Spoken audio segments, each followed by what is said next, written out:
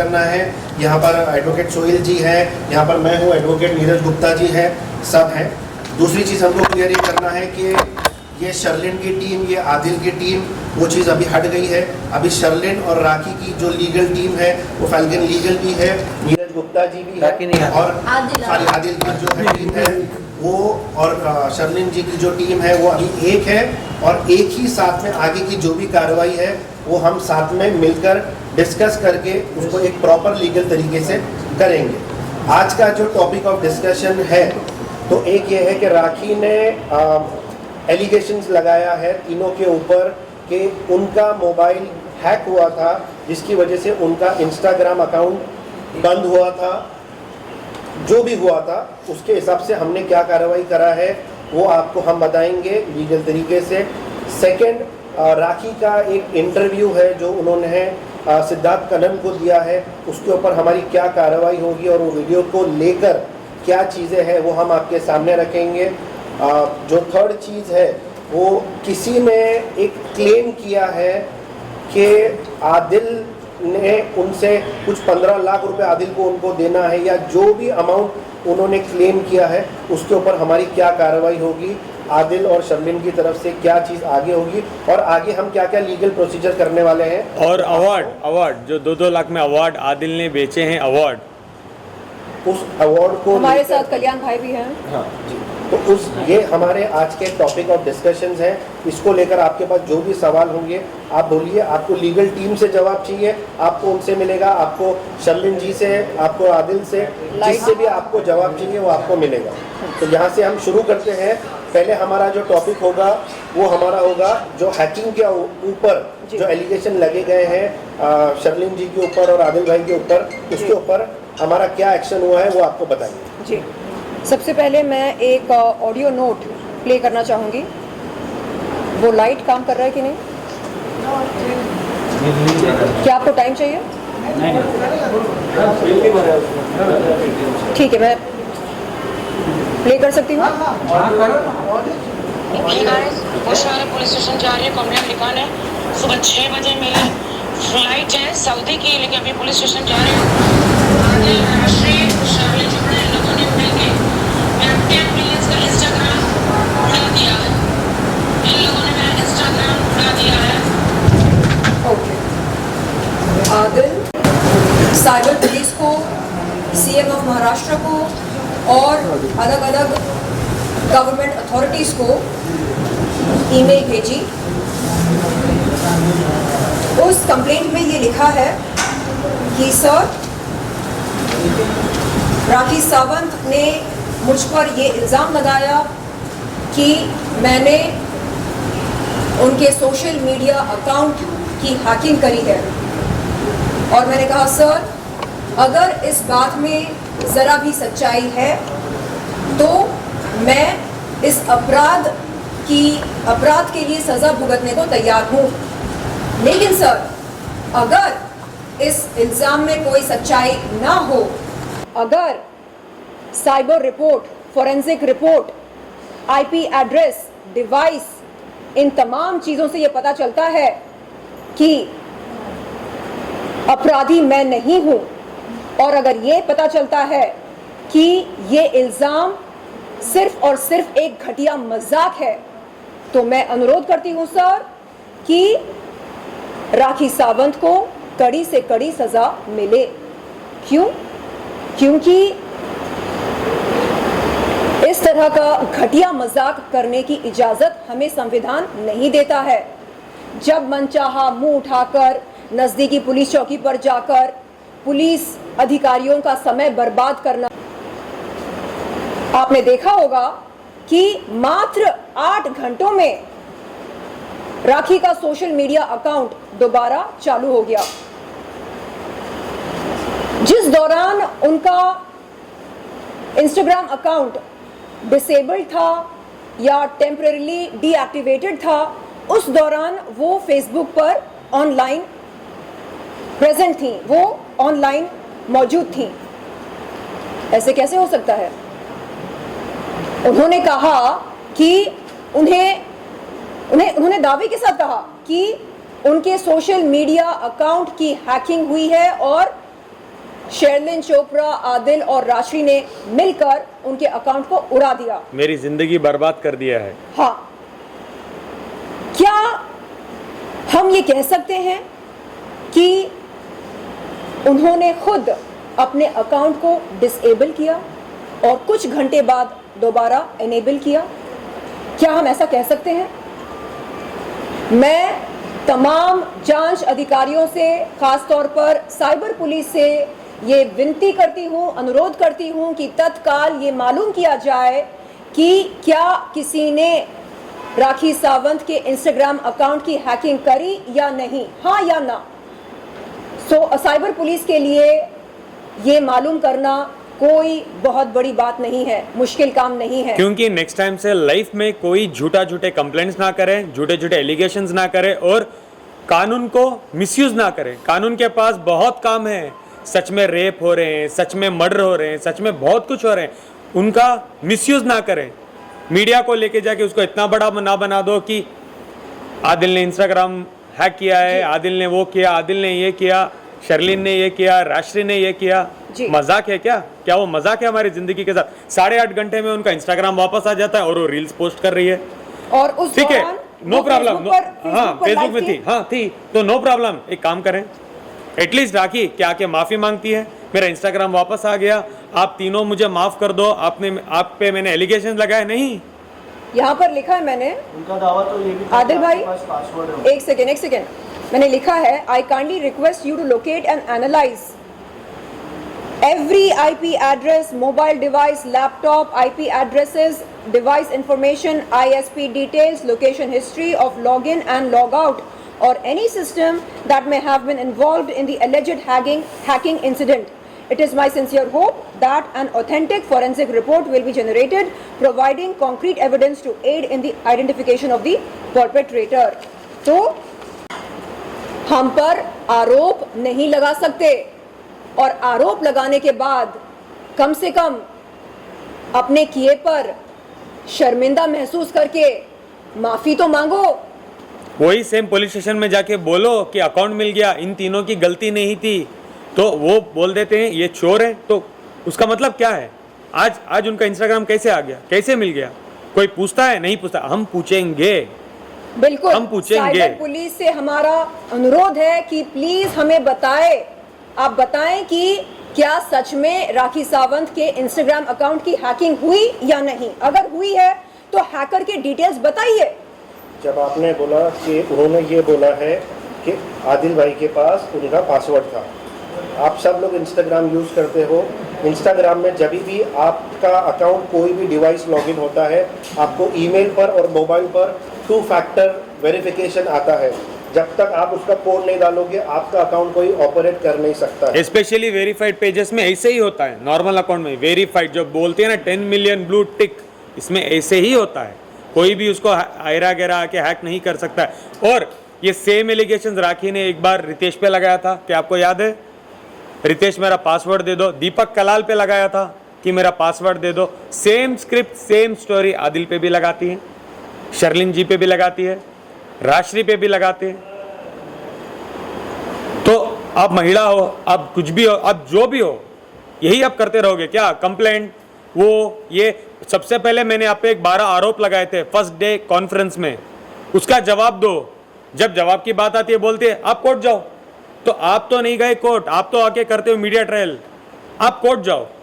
ठीक है, आके बोल दिया इंस्टाग्राम हैक हो गया, वो हो गया, ये हो गया, अभी उसका जवाब दो ना। सारे मीडिया वालों को, जितने सारे लोग उनके व्हाट्सएप ग्रुप पर हैं, सबको उसने ये वॉइस नोट भेजी। पता है शर्लिन चोरों ने क्या किया, मेरा इंस्टाग्राम अकाउंट उड़ा दिया। आप किस बेसिस पर, किस आधार पर इस तरह का झूठा आरोप लगा सकते हैं? जिंदगी भर आपने झूठे आरोप लगाए हैं, बेबुनियाद आरोप लगाए हैं, और हम क्या कर रहे हैं? हमें नींद से जाग कर हाँ अपनी सफाई देनी पड़ती है पुलिस को, साइबर पुलिस को। हम बताते हैं कि सर, हमें सुनने में आया कि ऐसा ऐसा हुआ है और हमने ये जाना है कि हम पर आरोप लगा है, प्लीज पता लगाइए कि ऐसा किसने किया है, ये हैकर कौन है, क्या असल में ये हैकर है या नहीं है, क्या हैकिंग हुई है या नहीं, या वो लड़की जैसे हमेशा बचकानी हरकतें करती है, मन चाहा तो डिसेबल कर दिया, मन चाहा तो एनेबल कर दिया। और इस बार हम अगर पुलिस बोलती है कि वो उनका अकाउंट मिल गया, नो प्रॉब्लम, हम बोलेंगे नहीं हमें प्रॉब्लम है, हमको इन्वेस्टिगेशन करो पूरे मैटर को और हमको रिपोर्ट दो और प्रॉपरली, उसके बाद हम प्रेस कॉन्फ्रेंस करेंगे विद एविडेंस विद प्रूफ। हाय राशि जी, आइए आइए आइए ना। अरे आप आ तो जाइए, यहाँ पर बैठिए। नहीं, मैं यहाँ ठीक हूँ। अच्छा राशि जी, अभी बात चल रही है राखी के झूठे आरोप पर जो उसने हम तीनों पर लगाया, अपने alleged hacking, social media account की हैकिंग के बारे में। तो मैंने बताया कि मेरा इंस्टाग्राम बोला, मैंने साइबर पुलिस को ये शिकायत भेजी ईमेल के जरिए और इसकी एक फिजिकल कॉपी मैंने ओशीवारा पुलिस चौकी पर भी भेजी है। क्या वीडियो चाहिए इंस्टाग्राम से? जी, तो ये है अपडेट। मैंने भी किया है कंप्लेंट। आपने अभी ये रिसेंटली कौन सा कंप्लेंट? ये इंस्टाग्राम की बात कर रहे हैं तो उसकी बात कर रहा हूँ, जो मैंने कहा कि हमको पूरी रिपोर्ट चाहिए। हम लोग ने टोटल 3 कंप्लेंट किया है, वो अभी हाँ बारी बारी से बता, ये इंस्टाग्राम का है, बारी बारी से बताते हैं। ऑलरेडी रिसीव्ड है।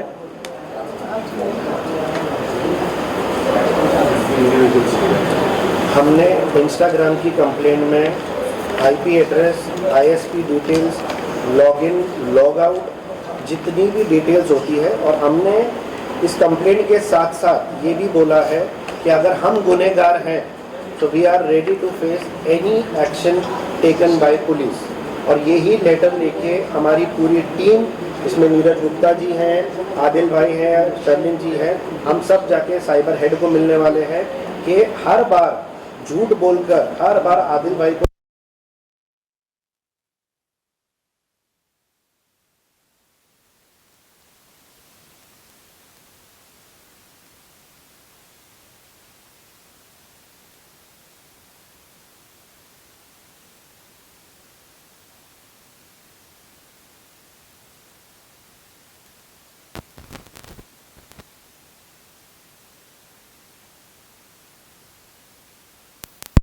और पूरा चीज सब सामने आ गया आपके। क्लियर किया था कि सब कुछ राखी ने किया हुआ है, 24 घंटे के अंदर अकाउंट वापस आ जाएगा, और वही हुआ 8 घंटों के अंदर। 8 घंटे? 8.5 घंटे, 8:30, केवल 8.5 और घंटे। उस दौरान वो फेसबुक पर कैसे? मौजूद थी।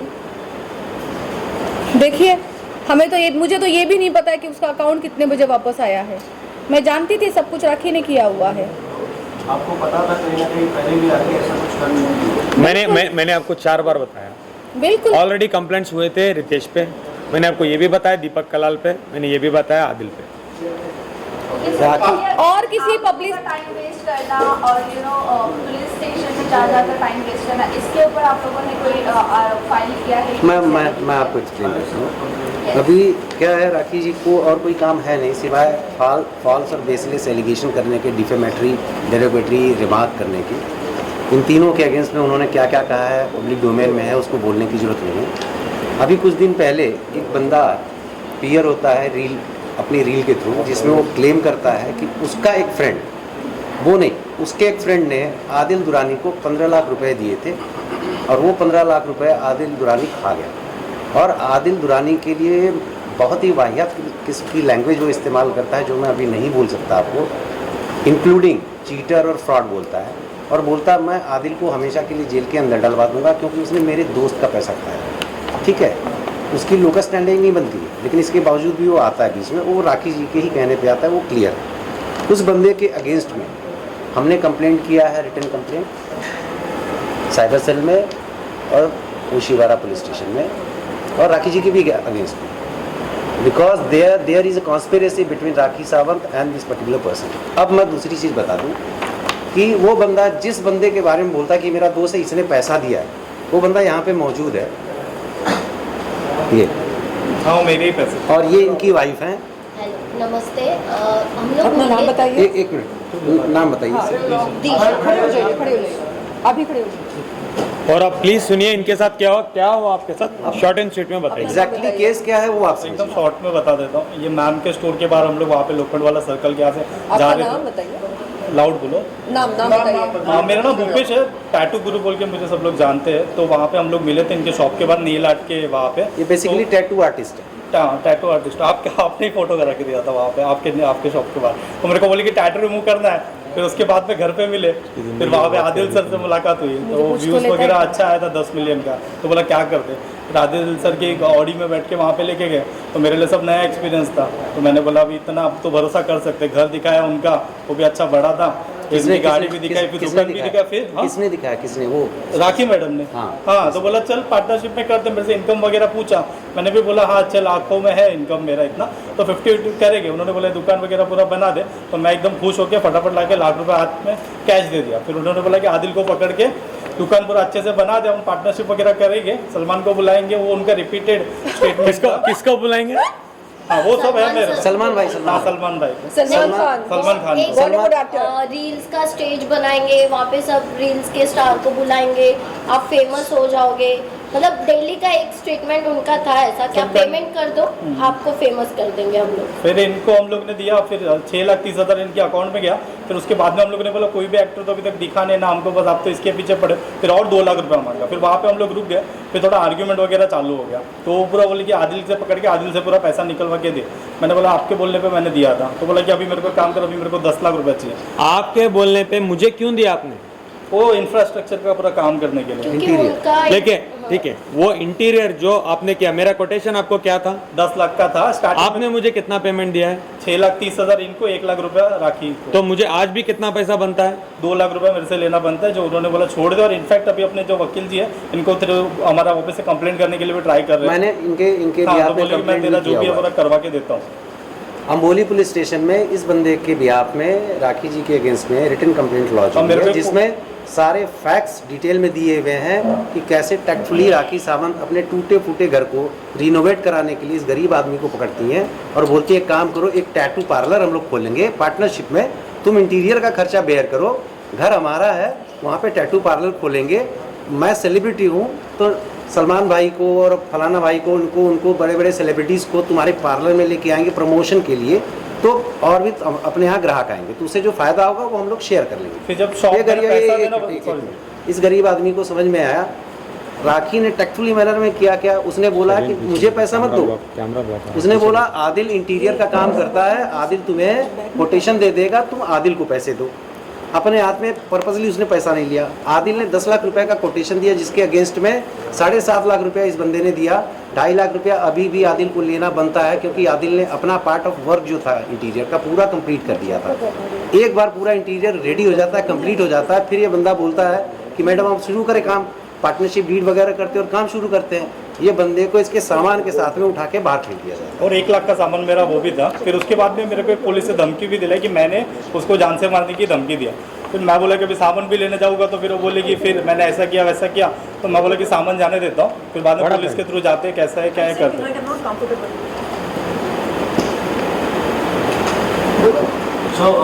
जो अभी रिसेंटली राखी कह रही थी 2 लाख ट्रॉफी, जो 2 लाख ट्रॉफी वाला स्टेटमेंट उन्होंने कहा, तो उस पर क्या कहना चाहोगे कल्याण जी? सर आप भाषा करिए, यहाँ पर नहीं, I'm not comfortable.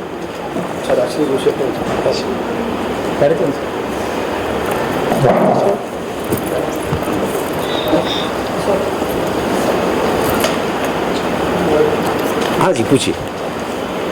आदिल, जब से आपने पहली प्रेस कॉन्फ्रेंस ली है, एक एपिसोड सा चल पड़ा है प्रेस कॉन्फ्रेंस का, कि कब तक चलेगा, जब थमेगा भी, क्योंकि हर दिन कोई ना कोई राखी तो आरोप लगाएगी, उनका काम ही है इसका।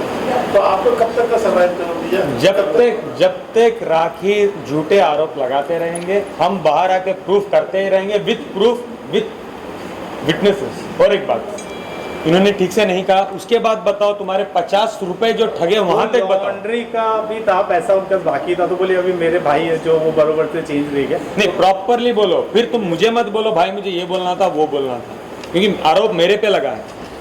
पूरा एकदम क्लियर, पूरा सामने मेरे से अभी पैसा निकल सकते हैं, मेरे लेवल के हिसाब से भी निकाल लिया उन्होंने 7-8 लाख रुपया, तो अभी इनसे तो अच्छा खासा ही निकाला रहेगा। मेरा तो पूरा मतलब झूठ पूरा लॉस ही हुआ है।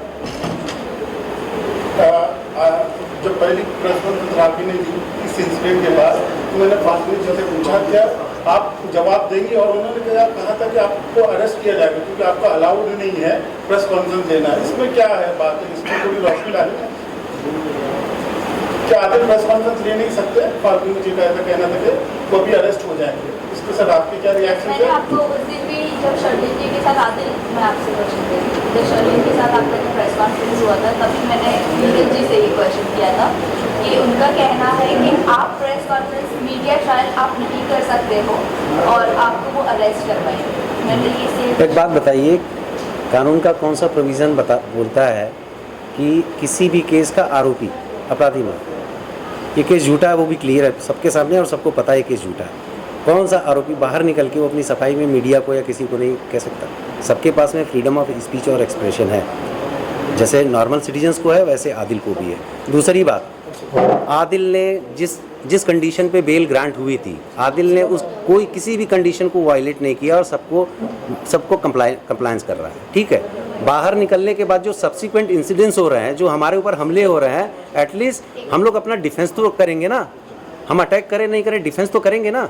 और डिफेंस हम प्रॉपर वे में कर रहे हैं, लीगल वे में कर रहे हैं, सारे डॉक्यूमेंट्स हम आपको दिखा रहे हैं, पुलिस अथॉरिटीज़ को मिल रहे हैं, तो इसमें गलत क्या है? मैं तो खुद उनसे पूछना चाहूँगा कि भाई आप हमें बता दीजिए कि कौन से कानून के प्रोविज़न में आदिल को आप अरेस्ट करवाएंगे। और एक चीज़ और है, हम लोग सारी चीज़ें as per provisions of law कर रहे हैं, दैट टू ऑन पेपर।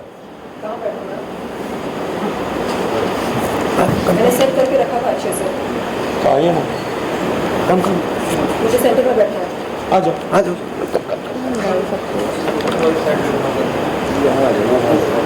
तो आपने पूरी तरह से क्लोज कर दिया है, उसको एक्सपोज कर दिया है, लेकिन उसके बाद ऐसा लगता है कि आप उनके ऊपर कितना भी आरोप लगाओ तो पूरी तरह से तैयार होती है, इस तरह से अपने आप को दर्शाती है कि उन्होंने कुछ नहीं किया, बहुत ही ईमानदार और बहुत ही स्ट्रगल करने वाली लड़की है, एक्ट्रेस है, आप उनके ऊपर केवल अत्याचार कर रहे हैं। इसके ऊपर आपको क्या कहना?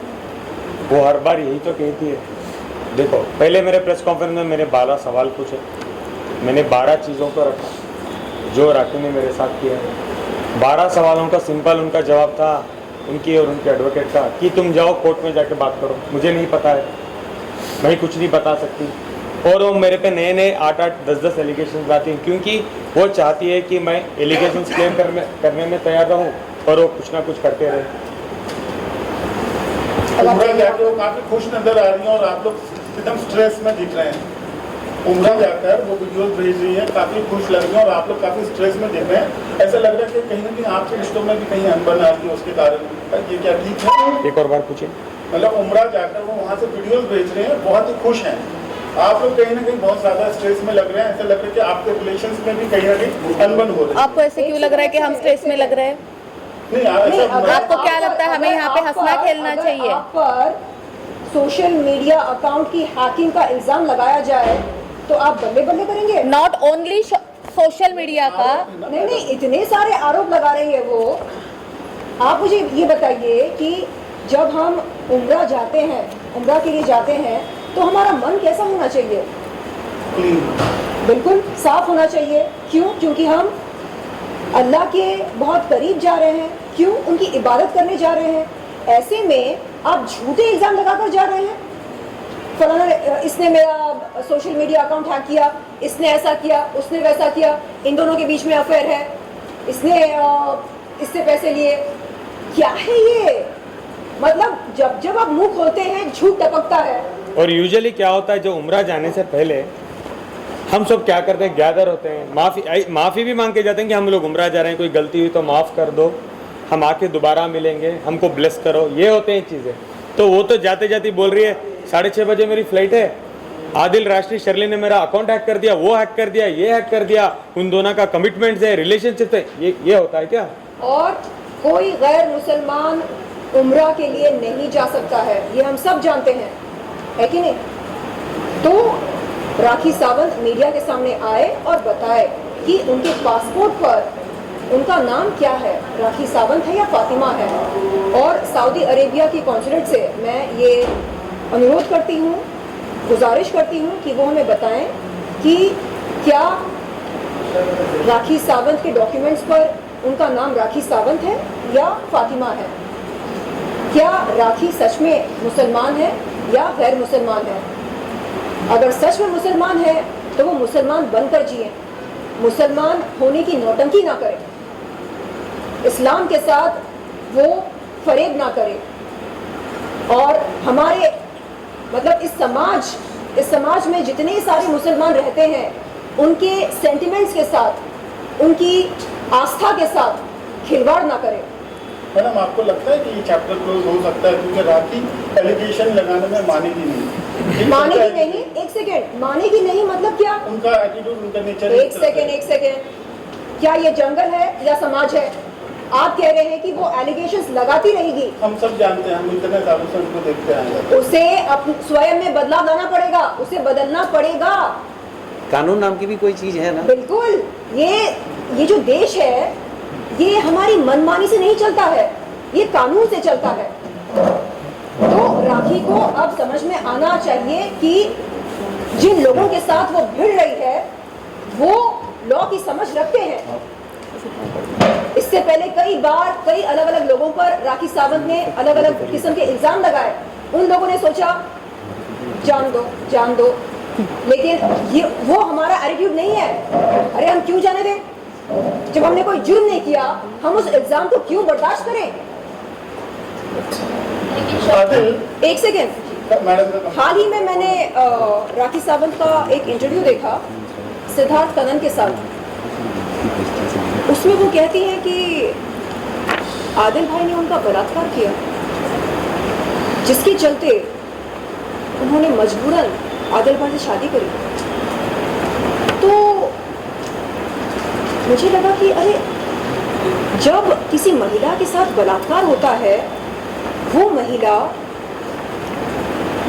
या तो डर के मारे चुप रहती है या नहीं तो हिम्मत करके अपने नजदीकी पुलिस चौकी पर जाकर शिकायत दर्ज कराती है, शिकायत देती है अपना, कहती है कि ऐसा ऐसा हुआ है मेरे साथ। पुलिस कर्मचारियों से, अधिकारियों से गुजारिश करती है कि तत्काल एक्शन लिया जाए। तो राखी सावंत ने ये सब नहीं करके ये फैसला लिया कि चलो अपने बलात्कारी के साथ शादी कर लेते हैं। नहीं, ऐसे कौन करता है? जो आपका बलात्कार करता है आप उसके साथ पूरी जिंदगी बिताने की कसमें खाते हैं? ऐसे कैसे हो सकता है भाई?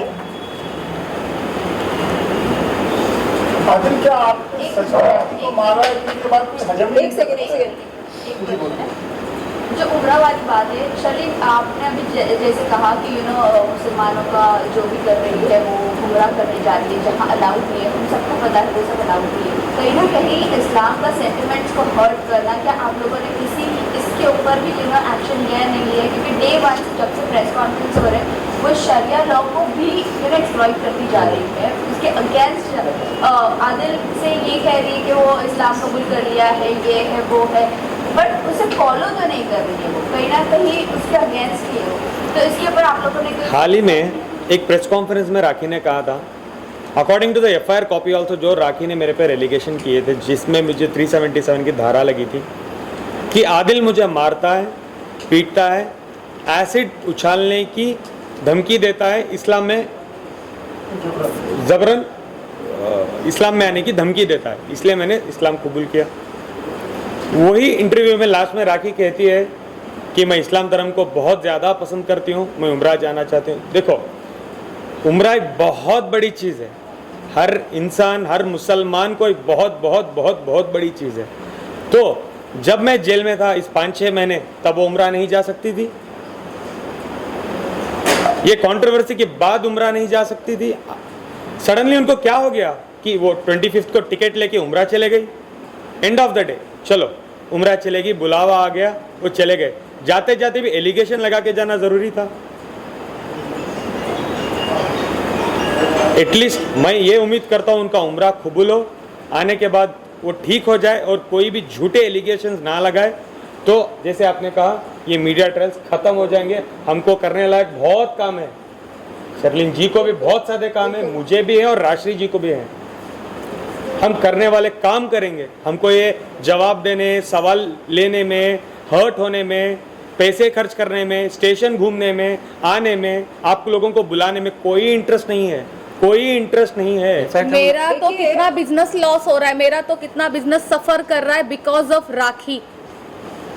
आज मैं अपना पूरा काम धंधा छोड़ के यहाँ पे बैठी हूँ। जैसे कि आप कह रहे हैं कि आप हम आपको क्या लग रहे, दुखी लग रहे, क्या लग रहे थे, स्ट्रेस में लग रहे। अगर इंसान पे हम इतने सारे लोगों पे आप ये देखिए, इतने सारे लोग हैं राखी के मारे हुए, तो क्या चाहते हैं आप हमसे? हम यहाँ पे मुस्कुराए, गाना गाए, अंताक्षरियाँ खेले? हमारी इज्जत की धज्जियां उड़ाकर, हमें पीड़ा देकर, हाँ, हमारे वर्क प्लेस को गाली देकर, हम पर सोशल मीडिया अकाउंट को हैक करने का इल्जाम लगाकर मैडम गई हैं उम्रा के लिए। अरे आप अल्लाह मियाँ से क्या बोलोगे? अरे माफी मांगो अपने गुनाहों के लिए, सच में माफी मांगो। बोलो अल्लाह मियाँ माफ कर दो मुझे, और बोलो अल्लाह मियाँ मुझ में बदलाव लेकर आओ, मुझको एक बेहतर इंसान बनाओ। बंद करो ये सब लोगों के जज्बातों के साथ खिलवाड़ करना, उनकी जिंदगियों के साथ खिलवाड़ करना। कितना अच्छा इंटरव्यू दिया था राखी ने सिद्धार्थ कनन का, मैं क्या ही बोलूं। ये सच्चाई इसमें। और राखी क्या कहती है, आदिल 2-2 लाख रुपए लेके अवार्ड बेचता है। हर चीज का हमको एविडेंस देना पड़ता है बिकॉज हम सच्चे हैं। यहाँ बैठे हैं वो अवार्ड वाले, अवार्ड के ओनर, एनजीओ के ओनर, इनको पूछो, इनकी राखी की जुबानी मत सुनो कि आदिल कल्याण जी के अवार्ड बेचता है। सवे आप कल्याण जी से सुनो कि उनको क्या क्या हुआ है, उन पे क्या क्या बीती है, बेचारे की हालत देखो क्या हुई है राखी की वजह से। आप उनसे सुनिए। मैं राखी की तरह ये नहीं आके बोलूंगा कोई एलिगेशंस कि उसको गलत हुआ है। आप उनसे सुनिए क्या हुआ है उनके साथ। तो मीडिया के सामने स्टेटमेंट बताइए, और जो दुबई में भी अवार्ड आपने रखा था उस बारे में भी बताइए। वहाँ पे भी एक खबर निकल आ रही थी कि स्टिकर निकालना अवार्ड के पीछे से, और फेवरेट अपने खास लोगों को दे देना या बेच देना। और उसने बोला मीडिया के सामने कि उसने शर्लिन चोपड़ा को लेके गया था। दादा साहेब फाल्के। सबसे पहले नमस्कार मीडिया को, मेरा नाम कल्याण जी जाना, दादा साहेब फाल्के मैं चलाता हूँ। सबसे पहला एनजीओ चलाता हूँ, मैं टैक्स भरता हूँ। इसके बाद जो दुबई में मेरा शो हुआ उस टाइम पे मेरा बहुत दिक्कत हुआ, बहुत दिक्कत हुआ। और दिक्कत के बाद मेरा रात को मेरा शो शुरू हुआ। इसके मैं खड़ा है, बहुत दिक्कत हुआ।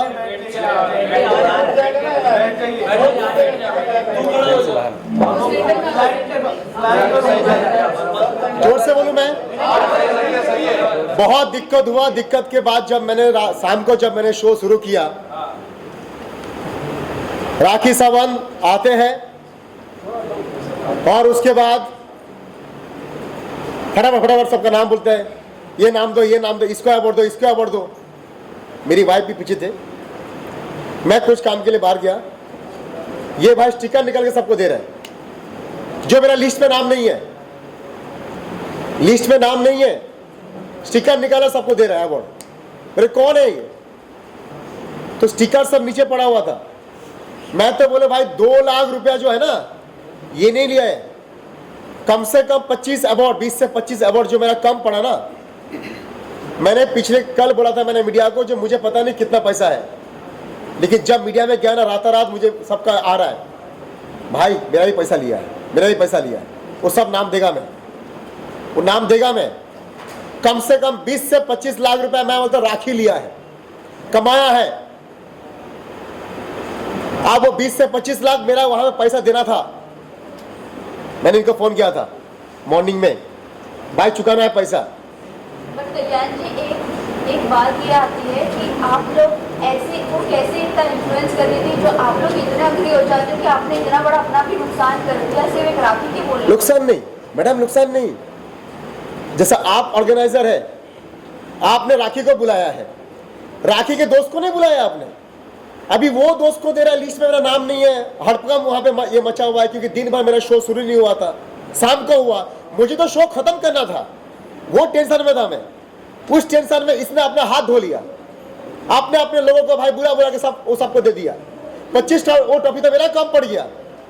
उसके वहां पे गौहर खान थी आर्टिस्ट, अंकिता लोखंडे, गौहर खान, किकू सरदार, 40 आर्टिस्ट को लेके 45 आर्टिस्ट था मेरे साथ टीवी के। 180 लोग गया था इंडिया से। गौर खान का जब स्टिकर जब नीचे पड़ा हुआ था ना, वो चिल्ला के भाग गया मेरे को। मेरे टीम ने उसको पकड़ के लेके आया, मैंने प्लीज प्लीज प्लीज आपका ट्रॉफी है, आपका ट्रॉफी है। मैंने कल्याण जी क्या कर रहा है, राखी का शो है क्या तेरा शो है? गौर खान ने ये बोला था, पूछिए गौर खान बहुत अच्छी लेडी है, गौहर खान बहुत ही प्यारी लेडी है। आप सोचिए, आपको बुलाते हैं स्टेज पे अवार्ड लेने के लिए, जब आप वॉक कर रहे हो आपका नाम नीचे पड़ा है और आप जा रहे हो, फिर भी आप जा रहे हो, आपके अवार्ड में नाम नहीं है। और सुनिए भाई इनको तो मैं 3 दिन खाली मिला था। जब राखी ने बुलाया था ना घर पे, तो बस हाथ जोड़ा था मैंने, बोली बहन बहन बोलता था उसको मैं, बहन भाई प्लीज मुझे हेल्प करना। अभी बीच में मुझे फोन किया, इसे कोई अभी मैं खुलासा कर रहा हूं भाई, खुलासा कर रहा हूं। बीच में मुझे फोन किया था, राखी ये सुनेगा तो बोलेगा ये क्यों बोल दिया। बीच में मुझे फोन किया, इसका एक्स बॉयफ्रेंड जो बाहर रहता है, उसको इलेक्शन में लड़ना है, बोलता किसी बड़े को टिकट दिलाओ कल्याण जी। एक्स हस्बैंड रितेश हाँ रितेश का, उसको तुम्हारा बीजेपी में तुम्हारा बहुत नाम है, उसको टिकट दिलाओ। उसका सब व्हाट्सएप है मेरे पास।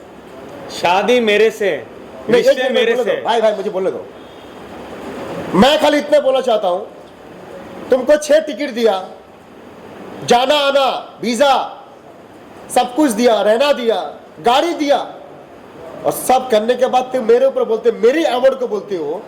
दादा साहेब फाल्के अवार्ड बेचता है कौन? आदिल। बेचते हो तुम, और नाम आता है आदिल का, और तुमको पूरी घूमने के बाद तुमको शर्म नहीं आता है?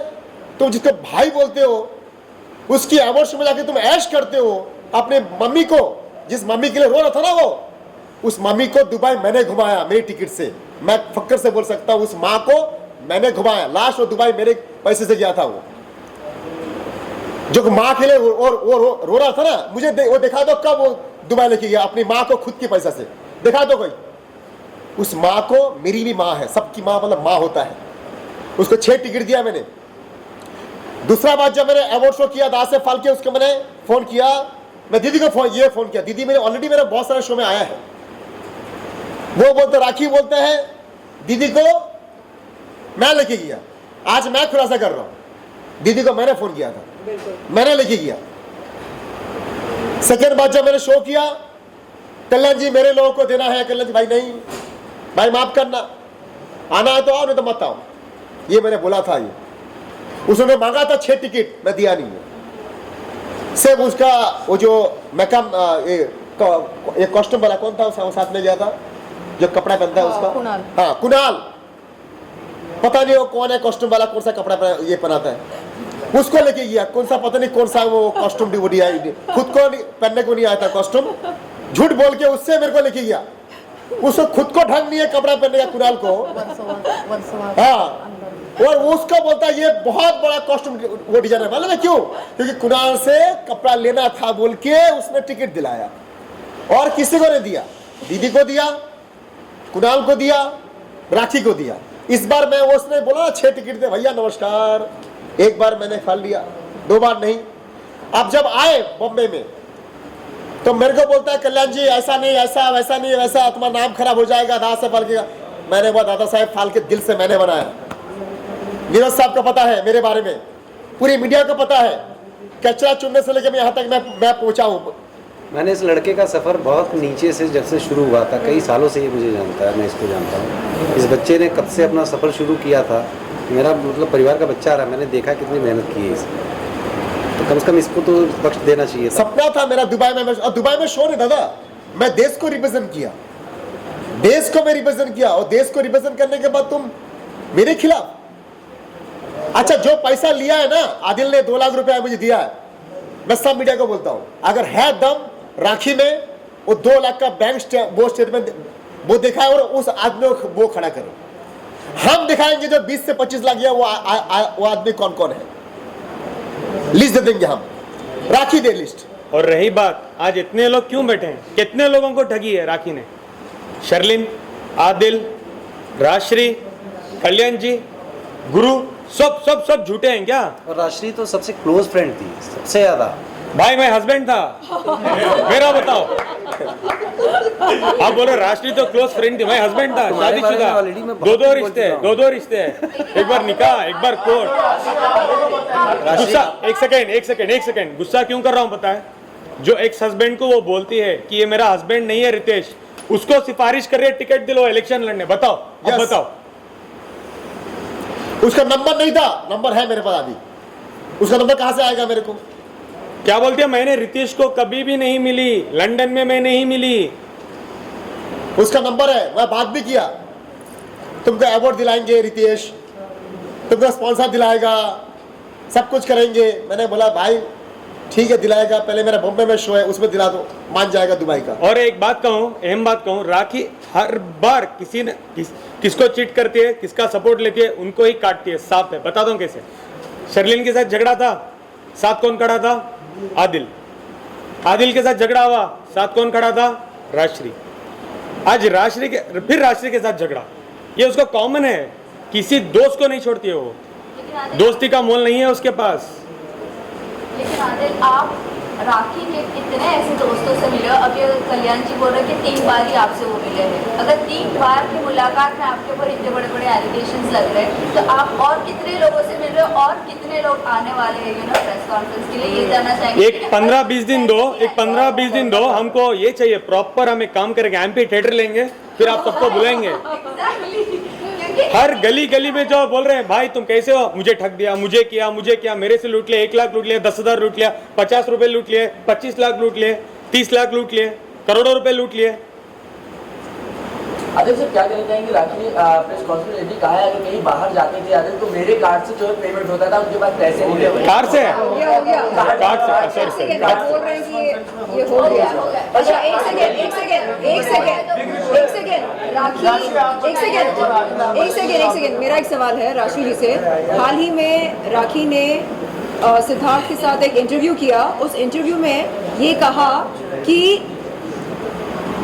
दोस्त ना रहा, और कहा कि आपने उनका पति चुरा लिया और आप दोनों के बीच में कोई रिश्ता है। तो ये सुनकर मुझे बड़ा दुख हुआ और हंसी भी आई।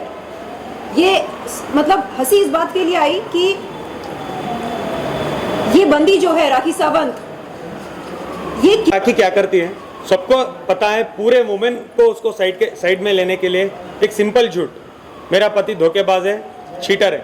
सबसे पहले स्टार्ट करते हैं रितेश से। रितेश ऑलरेडी शादीशुदा है, मुझे पता नहीं रितेश ने धोखा दिया, करेक्ट। मेरे पे 3, आदिल की ऑलरेडी ईरानी गर्लफ्रेंड है मैसूर में, झूठ। उसके बाद आदिल की कोई गर्लफ्रेंड है निवेदिता नाम की, दोबारा झूठ। अब नया लेटेस्ट तीसरा झूठ, आदिल और राशि का कुछ चल रहा है। मतलब नीचता की सारी हदें पार कर रही है।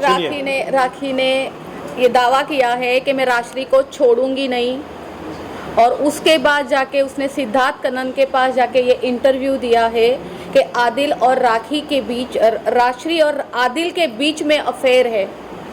सच में बोलने से पहले वो लड़की एक बार सोचती नहीं। अगेन उसने सेम एक नया एलिगेशन, राखी कम से कम हम तुम्हारे जैसे नहीं हैं, भाई बोल के, दोस्त बोल के, फ्रेंड्स विद बेनिफिट मैं और आदिल ने कभी नहीं लिया, ना हम ऐसे है।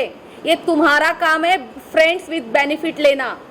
और एकता को तोड़ना। अभी हम 3 है, एलिगेशन लगा दो, हम दोनों लड़ लेंगे, फिर एक एलिगेशन लगा लो, लड़ लेंगे। हम अभी नहीं टूटेंगे, बिकॉज हम सबको पता चल गया कि तुम क्या हो, उसके रग रग से वाकिफ हो गए, दुनिया को पता चल गया है राखी क्या है। कन्नन के जो इंटरव्यू पे आप क्या एक्शन लेने वाले हो? हमने ऑलरेडी आदिल की तरफ से कन्नन का जो इंटरव्यू हुआ है 2 दिन पहले, उस पर एक कंप्लेंट फाइल कर दिया है। ये देखिए कंप्लेंट, और हमने ओशिवरा पुलिस स्टेशन को भी मार्क कर दिया है कि इसमें काफ़ी सारे ऐसी चीज़ें हैं जो डिफेमेटरी है, जो उन्होंने इनके खिलाफ बोला है। और जो सबसे बड़ा उन्होंने जो इसके अंदर एक ऑफेंस किया है, उन्होंने जो जिनके अगेंस्ट, आदिल के अगेंस्ट जो एलिगेशन लगे थे मैसूर में, उन्होंने एक रेप विक्टिम की आइडेंटिटी डिस्क्लोज कर दी है उस इंटरव्यू के अंदर, जो बहुत ही बड़ा ऑफेंस है इंडियन पिनल कोड के अंदर। तो हमने उस सब के अगेंस्ट उस सब चीज़ को कंटेंट डाल के ऑलरेडी एक एप्लीकेशन डाल दिया है ओशिवरा पुलिस स्टेशन में, और हमने काफ़ी सारा उसके अंदर इन्वेस्टिगेशन करने के लिए कहा है। जो थे चलिए आपसे क्वेश्चन है, इस इंडस्ट्री की अगर मैं बात करूं, यहाँ पर विक्टिम अक्यूज है और अक्यूज विक्टिम बन जाता है, इसके ऊपर आपका क्या कहना है? मैं ये नहीं बोल रही हूँ कि आदिल सही है, मैं ये नहीं बोल रही हूँ कि आदिल को हम जजमेंट दे, फिर भी आप सही बोल रही हैं, लेकिन विक्टिम victim accused और accused victim है, आप इसके ऊपर क्या कहना चाहोगे? इस इंडस्ट्री का नजरिया ही ऐसे ही हो गया है। देखिए, बार बार आप झूठ बोलते रहो तो ऐसा लगता है कि कहीं ना कहीं उसमें सच्चाई होगी। ये उस बंदी का तरीका है, उसका मोडस ऑपरेंडी है। उसे लगता है कि बार झूठ बोलने से वो झूठ सच में बदल जाता है। बार उसने कहा कि आदिल ऐसा है वैसा है, आदिल ने उसके साथ बलात्कार किया। मुझे अभी भी समझ में नहीं आ रहा है कि आप अपने बलात्कारी के साथ शादी कैसे कर सकते हैं। आप जिंदगी मतलब पूरी जिंदगी बिताने की कस्में कैसे खा सकते हैं अपने बलात्कारी के साथ। जब बिता दिया, अभी वापस बलात्कार का केस डाल दो, खुद डालो बलात्कार का केस 1 साल के बाद। आदिल भाई, राखी नहीं कौन सी अदा आपको पसंद आई थी? हाँ, ये तुम सवाल ही मत पूछो, किताब लिखना पड़ेगा मुझे अदायन के बारे में। राखी ये कह लीजिए कि आप प्रेस कॉन्फ्रेंस ले रहे हो या मीडिया के आगे बोल रहे हो, सिर्फ फेम पाने के लिए बोल रहे हो उनके नाम से। और वो क्या करती हैं? वो जब आती है मीडिया के सामने, हाँ, बोलती है कि मेरी क्लोन वो तो दूसरों के मेट्रो में घुस के पब्लिसिटी लेती है। बाबा, मुझे एक बात बताओ, क्या कभी मेरी लड़ाई राखी से थी? हाँ, मैं विरोध कर रही थी उन लोगों का जिन्होंने मेरा यौन शोषण किया। उस लड़ाई में बीच में एंट्री मार के उड़ता हुआ तीर किसने लिया? राखी सावंत ने लिया। क्यों किया? पब्लिसिटी बटोरने के लिए। हाँ, तो ये सवाल आपको उनसे करना चाहिए। मिस राखी सावंत, आपको शर्लिन की लड़ाई में जबरन घुसने की जरूरत क्या थी?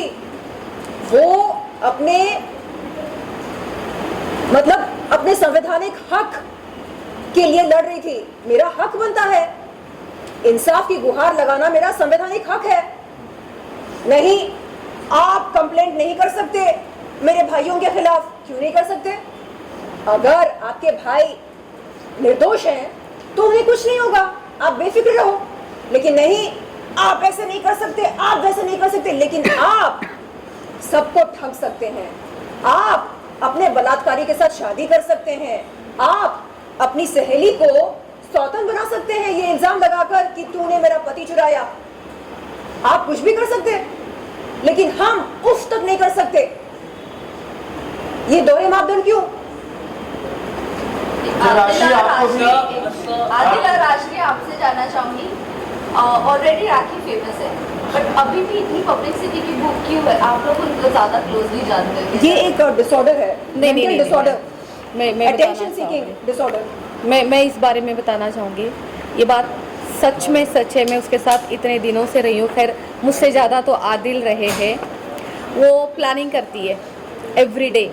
वो मेरे स्टूडियो में बैठ के भी प्लानिंग करती थी कि अभी मैं जिम में जाने वाली हूँ, जिम के नीचे जाके क्या बोलूँगी, और ये क्या वो कुछ लैंड क्रूज़र वो सब कुछ वॉटेवर क्या क्या हो रहा था, ये सब कुछ मेरे स्टूडियो में बैठ के वो करती थी। एंड देन उसके बाद वो जो टमाटर के झाड़ वाड़ उगाने जाती थी, जैसे राखी सावंत कहती है कि रेस्पेक्ट मी, मैं राखी सावंत हूँ, मैं एक ब्रांड हूँ। आप केवल एक टमाटर का झाड़ ही उगा सकती हो, और उसके अलावा अगर आप कुछ कर सकती हो तो लोगों के ऊपर एलिगेशंस कर सकती हो। आप कोई ब्रांड नहीं हो। आप सिर्फ रात को बैठ के जैसे मेरे साथ बैठ के ये बोलती थी कि अभी मैं क्या करूं।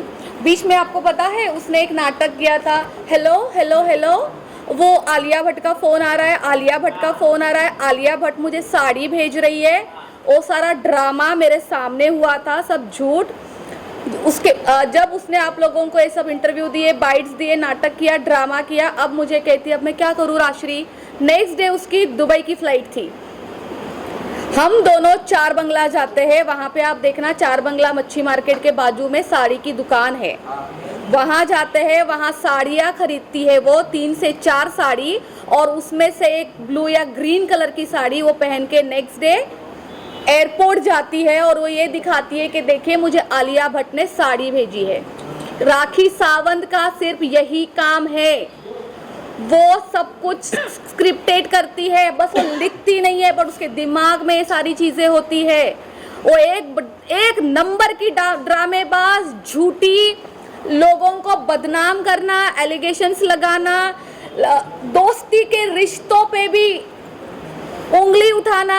छी राखी सावंत, क्या ही बोलूं मैं आपके लिए। आपका नाम राखी सावंत लेना भी आज के टाइम गंदा लगता है, आपको पुकारना भी बेकार लगता है कि आपका नाम भी कैसे लें। उनका ये भी कहना है आपका जो बिजनेस है नेगार, उसकी भी ब्रांडिंग आप राखी सावंत के नाम से ही कर रहे हो। जैसे अभी भी आप जो भी प्रेस कॉन्फ्रेंस या इंटरव्यू कर रहे हो, पीछे ब्रांडिंग लगा रहे हो नेगार।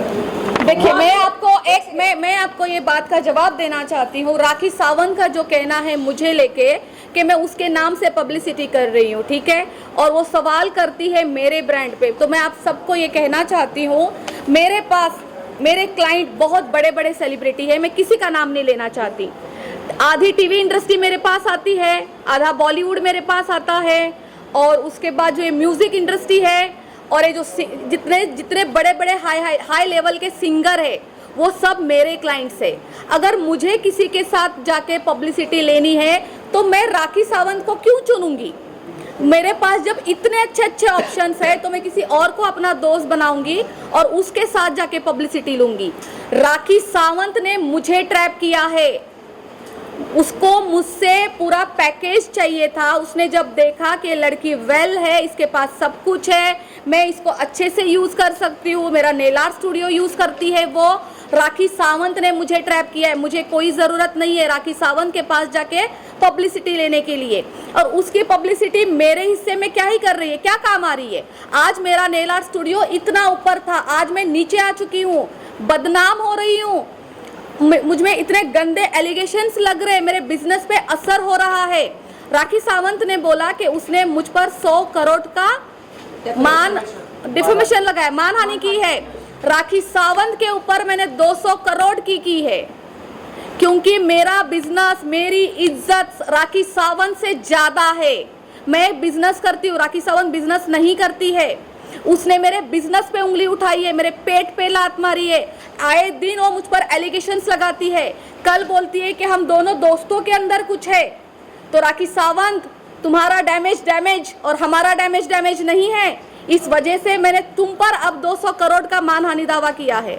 राखी सावंत भी बिजनेस करती है, बिल्कुल ये वही है। राखी सावंत भी करती है बिजनेस, राखी सावंत भी करती है बिजनेस। शेंडी लगाना, चूना लगाना, फरेब करना, ठगना, सही बोला आपने, ठगना। नहीं, आप ऐसे क्यों बोल रहे हो कि शांत हो जाओ? नहीं, जो सच है वो सच है ना। बिजनेस वो भी करती है, लेकिन अलग बिजनेस है वो, चूना लगाना, शेंडी लगाना। और मैं गुजारिश करती हूँ कल्याण भाई से कि एक स्पेशल अवार्ड दिया जाए उसको आपके अगले अवार्ड फंक्शन में। ड्रामा क्वीन कौन woman of the era? Dada Saheb Phalke drama queen, drama queen क्यों रे इतना शो है? नहीं, कौन वुमन द बिगेस्ट ठक्का दे दो ना एटलीस्ट। ठग द बेस्ट ठग अवार्ड गोज टू बाल्टी अवार्ड।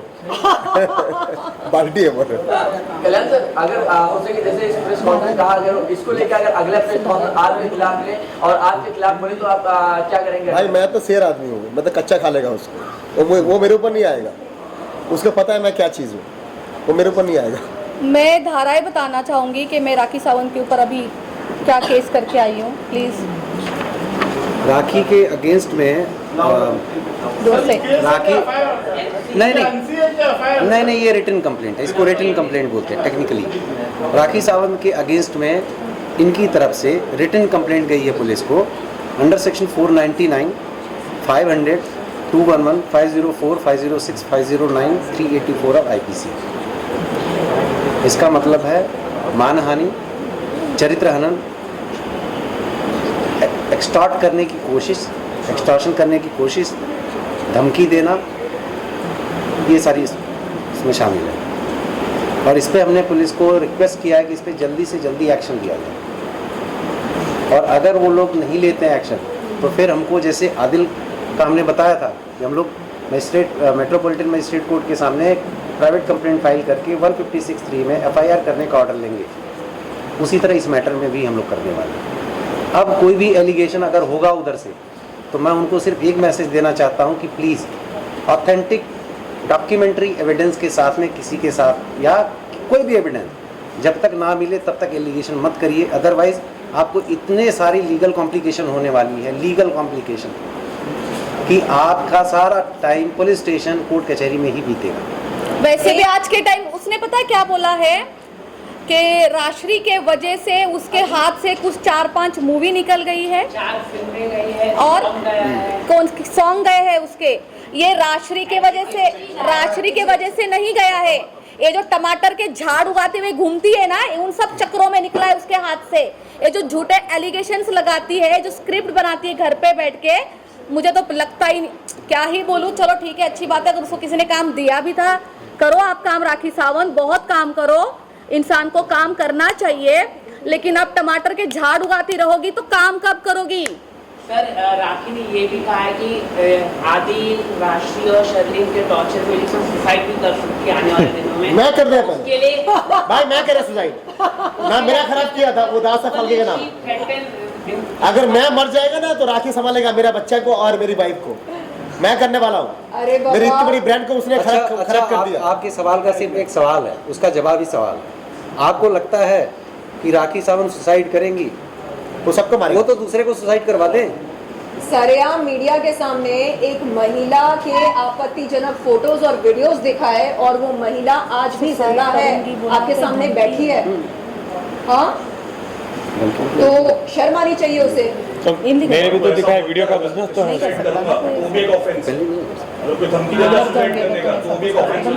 मुझे एक बात क्लियर करनी है। हाल ही में एडवोकेट फाल्गुनी ब्रह्मभट्ट ने मेरे ख्याल से आप ही से कहा था कि शर्लिन चोपड़ा के साथ तो सेटलमेंट हो गई है, पता नहीं वो ये ड्रामे क्यों कर रही है। आपको बता दूं मैं कि सन एंड सैंड होटल में फरवरी के महीने में इस साल एक प्रेस कॉन्फ्रेंस रखी गई थी, जहां पर राजश्री जी, मैं, शैली, वाहिद भाई और राखी, हम सब मौजूद थे। उस प्रेस कॉन्फ्रेंस के दौरान वाहिद भाई ने तमाम मीडिया वालों के सामने मुझसे पूछा, शर्लिन चोपड़ा, क्या आप राखी सावंत और एडवोकेट फाल्गुनी ब्रह्मभट्ट के खिलाफ दर्ज कराए FIR को वापस लेना चाहेंगी? मैंने जवाब में क्या बोला? मैंने कहा कि मेरे काबिल वकील इसका जवाब कोर्ट में देंगे। उसके बाद कई बार इस तरह का सवाल मेरे सामने रखा गया, पूछा गया बार बार, क्या आप अपना FIR वापस लेंगी? मैंने यही बोला कि इस सवाल का जवाब मेरे काबिल वकील कोर्ट ऑफ लॉ में देंगे। एक दिन राजश्री जी के नेल आर्ट स्टूडियो पर राखी सावंत ने मेरे सामने एक कागज पेश किया। उस पर क्या लिखा था? यही FIR वापस लेने वाली बात। तो मैंने राखी से कहा कि मैं ऐसे कागज पर दस्तखत नहीं करूंगी।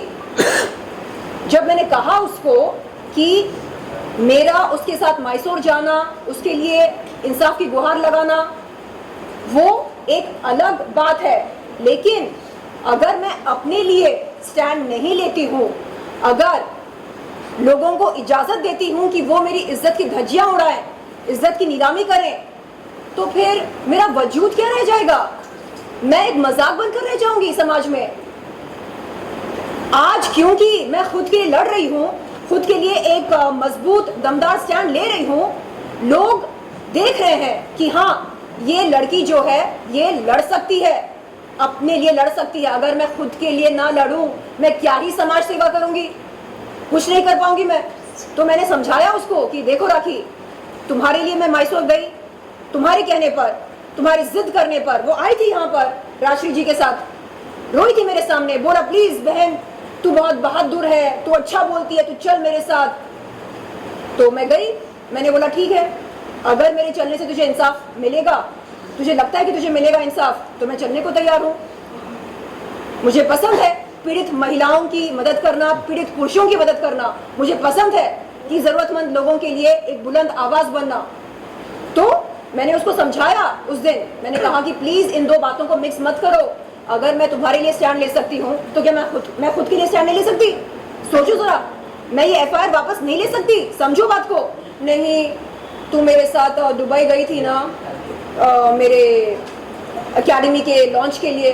हाँ, और तुझे मैंने अवार्ड दिलाया ना, दादा साहेब फाल्के आइकन अवार्ड। मैंने बोला हाँ, तो मैं ये एफआईआर वापस ले लूं? ऐसे कैसे हो सकता है? मैं मजाक बंद करने जाऊंगी। आइंदा अगर तूने मेरी इज्जत की धज्जियां उड़ाई, मैं गई पुलिस के पास शिकायत करने, तो कौन मुझे सीरियस लेगा? तो मैंने राखी से कहा कि राखी नहीं, मैं इस कागज पर दस्तखत नहीं कर सकती हूँ, समझो बात को। उस दिन से उसके मेरे बीच में दरार पैदा हुई। एडवोकेट फाल्गुनी ब्रह्मभट्ट कहती हैं कि अरे वो तो आई थी हमारे पास, हमने कॉफी पी। हाँ बाबा, हम साथ में बैठकर मोमोज खाए, हमने कॉफी पी। कॉफी तो मैं अपने ड्राइवर के साथ भी पीती हूँ, मोमोज तो अपने ड्राइवर के साथ भी खाती हूँ। तो इसमें बड़ी बात क्या है? क्या संविधान में लिखा है कि अगर आप किसी के साथ बैठकर मोमोज खाते हैं या कॉफी पीते हैं या हंसी मजाक करते हैं, तो इसका सीधा मतलब ये निकलेगा कि आपने सेटलमेंट कर ली।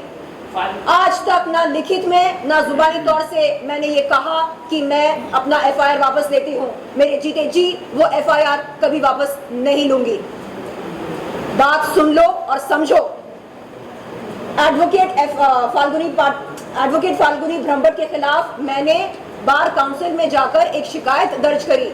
मैंने कहा बार काउंसिल के रिस्पेक्टेड ऑफिसर से कि सर, एडवोकेट फाल्गुनी ब्रह्मभट्ट एक एडवोकेट होते हुए, एक महिला होते हुए, हिंदुस्तान की नागरिक होते हुए तमाम मीडिया वालों के सामने उन्होंने मेरे आपत्तिजनक फोटोज और वीडियोस दिखाए, मुझको जलील किया, मेरी इज्जत उछाली। एक वकील होते हुए वो ऐसा नहीं कर सकती है। वो बोलती है हाँ मैं अपने किए पर शर्मिंदा हूँ। हाँ, तो रिस्पेक्टेड ऑफिसर ने मुझसे पूछा आप क्या चाहती हैं?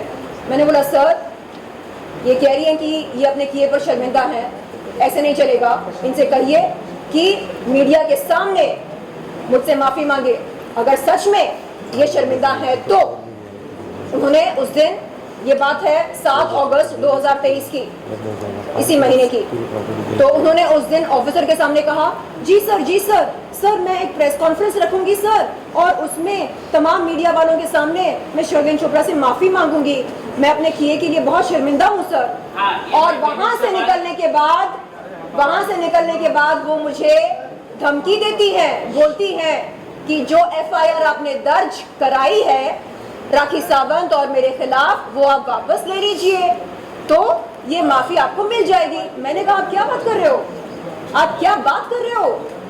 एफआईआर अलग है और बार काउंसिल में जो मैंने शिकायत दर्ज कराई है वो अलग है, ये दो अलग अलग मुद्दे हैं, आप मिक्स क्यों कर रहे हो? तो तब मुझे समझ में आया कि उनकी मंशा क्या है। माफी मांगना उनकी मंशा नहीं है, वो चाहती है कि जैसे तैसे मैं उस एफआईआर को वापस ले लूं। और मुझे कहती हैं कि असल में मैं बहुत परेशान हूँ, मैं एक बच्चे की माँ हूँ, मुझे उसके लिए फिक्र होती है और ये राखी सावंत मुझे बहुत परेशान करती है। मैंने कहा मैडम, जो कुछ भी है ये आपका पर्सनल मैटर है, ठीक है? हम मिले क्यों, यहाँ पर आए क्यों बार काउंसिल पर? क्योंकि मैंने शिकायत की आपके खिलाफ, ठीक है? उस मुद्दे पर हम बात करेंगे। तो आज ये कहती हैं कि नहीं हमारी सेटलमेंट हो गई। अरे कोर्ट ऑफ लॉ में रिस्पेक्टेड जज साहब के सामने आप क्या बोलेंगे? वो पूछेंगे आपसे अगर सेटलमेंट हुई है तो बताइए कहाँ हुई, कैसे हुई, है क्या लिखित में? अरे सेटलमेंट का मतलब क्या होता है? एक प्रॉपर डॉक्यूमेंट होता है। सर आप बताइए सेटलमेंट कैसे होती है? सेटलमेंट के लिए दोनों को कोर्ट जाना पड़ेगा, कंसेंट टर्म्स डालना पड़ेगा, फिर माननीय जो हाई कोर्ट होगा वो क्वेश करेगा। ऐसे सेटलमेंट नहीं होता है। अरे क्या बोलेंगे वो कोर्ट में? हमने मोमोज खाए साथ में, जज साहब हमने मोमोज खाए साथ में, जज साहब हमने कॉफी पी साथ में, तो हो गई सेटलमेंट। अरे एक पढ़ी लिखी वकील होते हुए ऐसी बात नहीं करनी चाहिए। आखिरी सवाल फाल्गुनी ने कहा है कि मैं उनसे माफी मांगना चाहती हूँ। एडवोकेट फाल्गुनी ब्रह्मभट्ट मुझसे माफी नहीं मांगना चाहती हैं। अगर वो प्रेस कॉन्फ्रेंस करती है, अगर माफी मांगती तो आप माफ करेंगे? मैंने उस दिन ये दिलदार वाला डायलॉग राखी का बहुत ही फेवरेट डायलॉग है। बहन तू दिलदार है, बहन दिलदार कर करके ही ये हालत हो गई। बहन तू बहादुर है, बहन मेरे साथ चल बहन। मेरे लिए इंसाफ की गुहार लगा बहन। एक सेकेंड। एडवोकेट फाल्गुनी ब्रह्मभट्ट ने 7 अगस्त 2023 के दिन बार काउंसिल के रिस्पेक्टेड ऑफिसर के सामने मुझसे कहा कि वो तत्काल एक प्रेस कॉन्फ्रेंस अरेंज करेंगी, तमाम मीडिया वालों के सामने मुझसे माफी मांगेंगी। क्यों? 5 नवंबर 2022 के दिन जो शर्मनाक काम उन्होंने किया, सरेआम मीडिया के सामने एक लड़की के आपत्तिजनक फोटोज और वीडियोस दिखाकर, उसके लिए वो माफी मांगना चाहती हैं, ऐसा उन्होंने कहा रिस्पेक्टेड ऑफिसर के सामने। लेकिन उसके बाद क्या हुआ? उनसे पूछिए क्या हुआ। वो बोलती है नहीं, असल में वो जो एफआईआर आपने दर्ज कराई ना हमारे खिलाफ, वो आप वापस ले लेंगी तो फिर मैं माफी मांग सकती हूँ। मैंने बोला मैडम, एफआईआर अलग है, ये बार काउंसिल वाली शिकायत अलग है, दोनों को मिक्स मत करो। एफआईआर में आपका नाम है, राखी सावंत का नाम है, बार काउंसिल में मैंने जाकर शिकायत करी आपके खिलाफ, तो आप अभी उस शिकायत के बारे में बात करो। तो नहीं, आप वो एफआईआर वापस ले लो तो मैं माफी मांगूंगी आपसे मीडिया के सामने, फिर आप ये शिकायत भी वापस ले लो। मैंने कहा क्या है ये, आप डील कर रहे क्या मेरे साथ? जिसके दिल में रिमोर्स होता, जिसके दिल में गिल्ट होती अपने किए के लिए, जिसके दिल में पछतावा होता, जो सच्ची मायनों में, हाँ सही मायनों में जो माफी मांगना चाहता है, वो कंडीशन रखता क्या? नहीं आप ऐसा करो तो मैं सॉरी बोलूंगी, आप वैसा करो तो मैं अपोलोजाइज करूंगी। क्या है ये? आप मीडिया के सामने आज भी ये बोल रहे, आप ही को बोला था किशन, आप ही को बोला था, अरे मेरे पास और भी बहुत कुछ है, मेरे पास और भी बहुत कुछ है। शर्लिन चोपड़ा को बोल दो कि अगर कोई शरीफ औरत, शरीफ महिला हाँ आ जाए, अगर कोई शरीफ महिला बात करना शुरू करे तो फिर सोच लो क्या होगा। अरे क्या शराफत हो ना, तो आपको बोलने की जरूरत नहीं है कि आप शरीफ हो। आपकी शराफत आपकी हरकतों से, आपकी बातों से झलकती। मैं राजा हूं, मैं राजा हूं बोलने की जरूरत नहीं है। समझ में आता कि आप कौन है, तो समझ में आ गया है सबको कि आपकी असली मंशा क्या है। और आप क्या बोल रहे थे, अगर वो माफी मांगेगी तो मैं क्या करूं? नहीं, आप माफ कर देंगी क्या, ऐसा मैं बोल रहा हूं। ये सवाल मैं आपको छोड़ती हूँ। नहीं, अगर मीडिया के सामने सच्चे मन से वो माफी मांगती है मुझसे, बगैर कोई शर्त के, एफआईआर वापस ले लो, ये कर दो, वो कर दो, नो, कोई कंडीशन नहीं। आप सच्चे दिल से माफी मांगो, उसके बाद आप देखो क्या होता।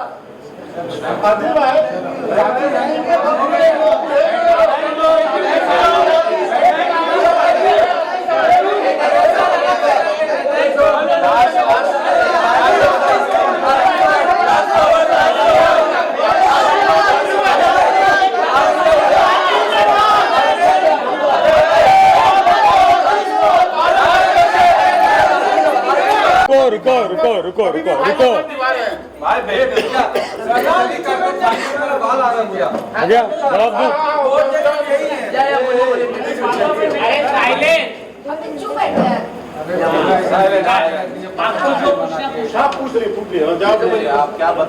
अभी ये मत बोलो आदिल की टीम, आदिल की गैंग, ये कोई टीम और गैंग नहीं है।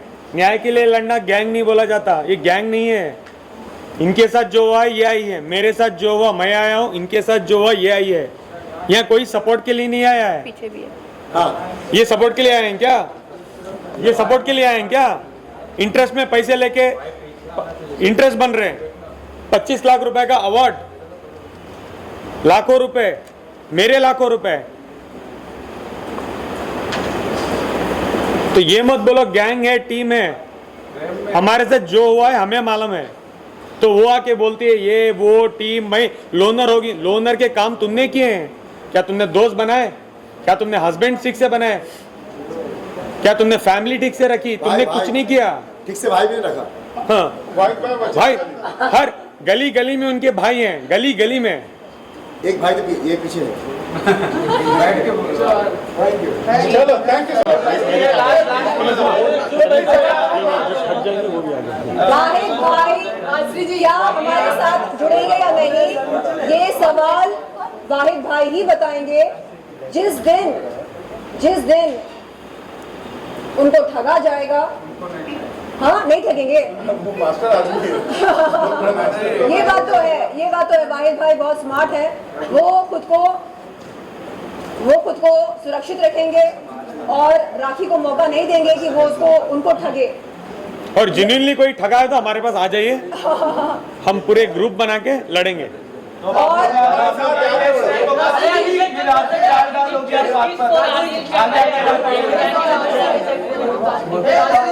आपसे है कि राखी साहब जब काफी क्लोज है, आपको तो हर चीज पता होगा।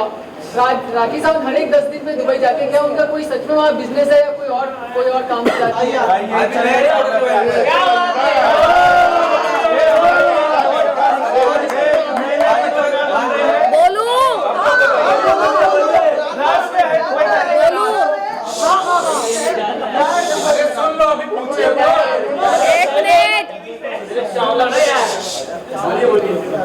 मुझे भी पहले यही बोला था कि उनके होटल है, उनके क्लब है, उनकी एकेडमी है। जब मैं यहाँ से वहाँ जाती हूँ तब मुझे पता चलता है कि उनके पास झंडू बाम भी नहीं है उधर।